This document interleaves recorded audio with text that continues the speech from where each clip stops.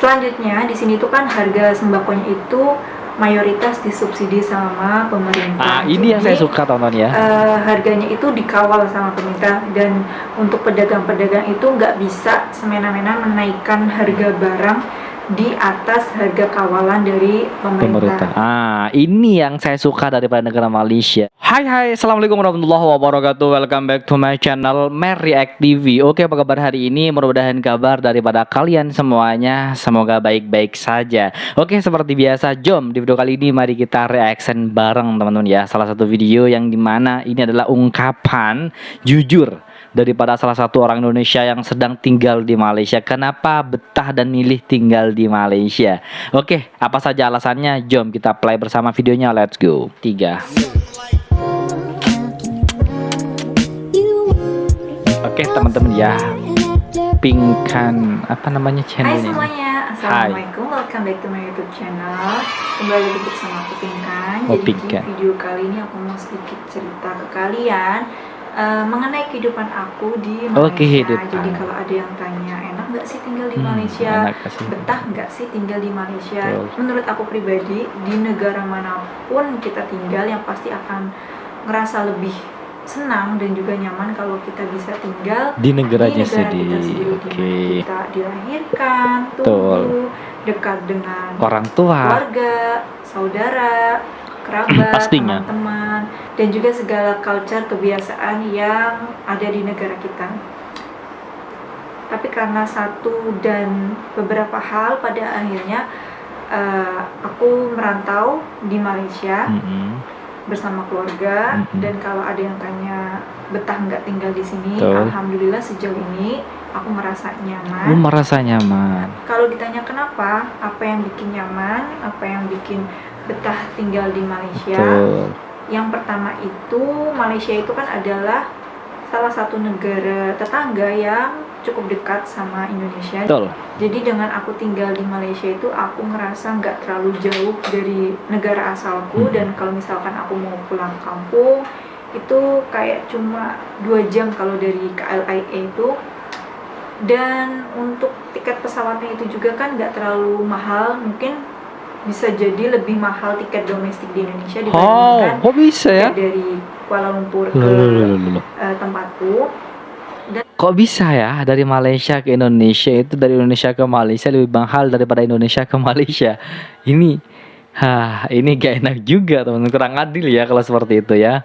Kalau sewaktu-waktu aku mau pulang itu gak terlalu jauh dan juga gak terlalu menghabiskan banyak biaya. Yang kedua, di sini itu aku ngerasa lebih mudah untuk beradaptasi, baik dari segi bahasa, budaya, dan cita rasa makanan. Dan dari segi bahasa juga, misalkan aku tinggal di negara lain, itu kan kalau aku nggak bisa bahasa Inggris, itu akan lebih lama untuk beradaptasi atau kita harus banyak belajar dulu.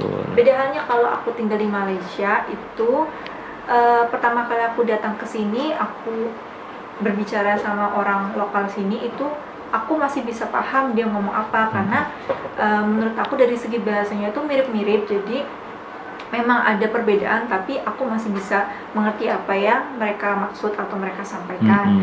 Dan juga dari segi makanan, itu makanan-makanan di sini tuh bisa diterima sama lidah aku.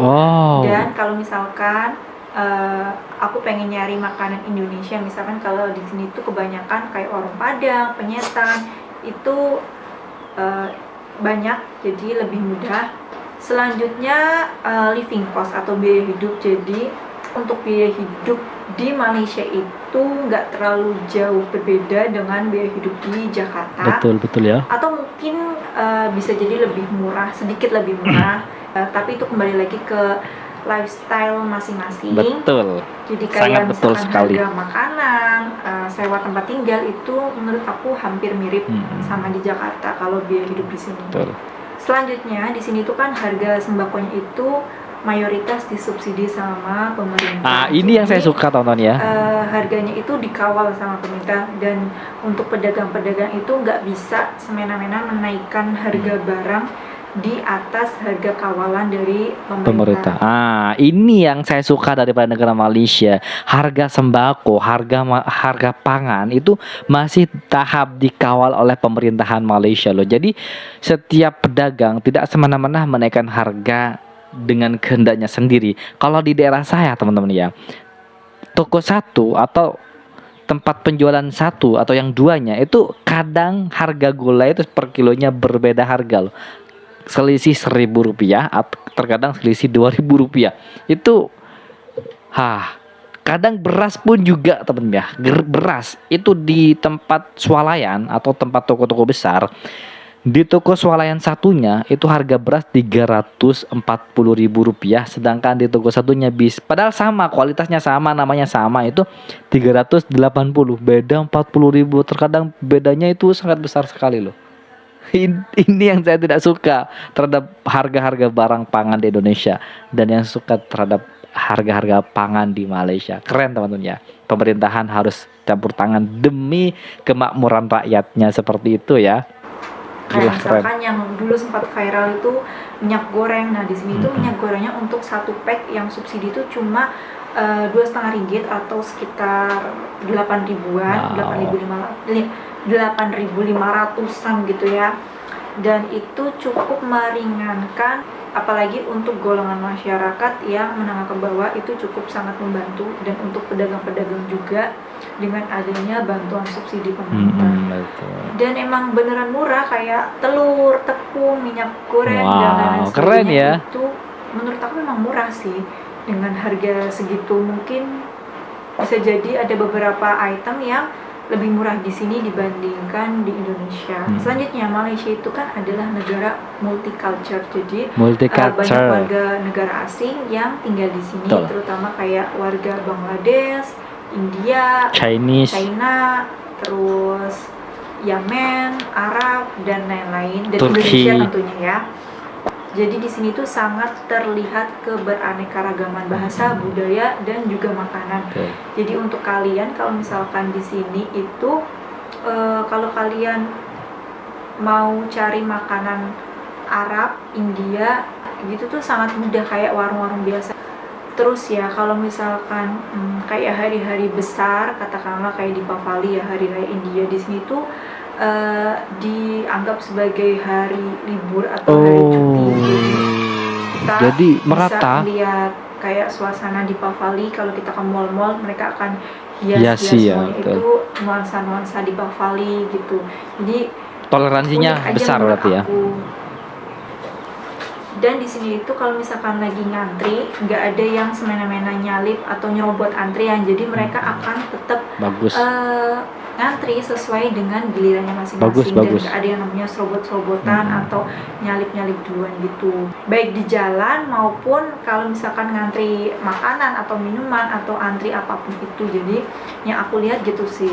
Kalau di jalan raya itu ya, meskipun lagi crowded atau macet, jadi ramai gitu, mereka tuh nggak kayak dempet-dempetan atau misalkan saling nyelip-nyelip, meskipun ada celah atau ada ruangan yang memang diperuntukkan untuk kendaraan motor. Dan sebenarnya kita tuh kalau misalkan naik mobil bisa lewat sebelah kiri, tapi mereka tuh nggak berani. Jadi mereka tetap di barisan mobil dan tetap ngantri sesuai dengan jatahnya gitu. Jadi yang sebelah kiri sesuai untuk dengan motor jalurnya. ya tetap untuk motor, meskipun kalau misalkan di Indonesia ya itu masih ada celah lebar untuk mobil, pasti kan akan milih kiri ya, nyalip lewat kiri.